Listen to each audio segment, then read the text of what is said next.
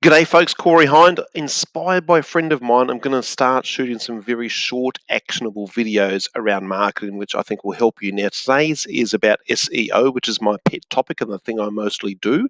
And I want to talk about what we do once we've got a site looking good, performing well, etc. We generally get down to content creation. Now, I've talked at length about content creation, but I want you to check out these few ideas as a way to spark your creative juices to get more good stuff on your website to help Google find you, people trust you, and people use you. Now, linkable assets. Okay, linkable assets are a thing like this, something that you create that other people might use and link to from their websites to yours. These are really cool things. Infographics, online calculators, bits of research you've done. You could do a quiz somewhere, basic checklists. So these are all linkable assets that people might use and share. So consider doing that in your niche so that people, for example, I've got a mortgage broker client and we're building out some online calculators for his website. Really useful. Hopefully, people will come back to his website again and again because people use those things.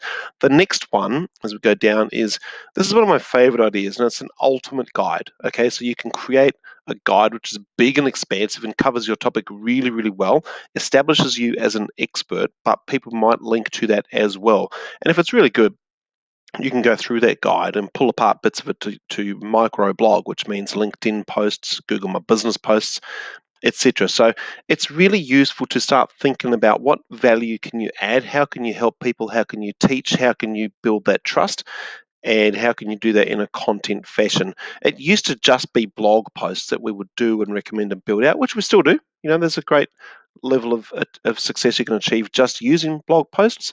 But if you go that next level and build out something big and juicy, that can really help your brand. So consider that sort of stuff. I love to see people using content creation because it's always a good play for your business, short term and long term.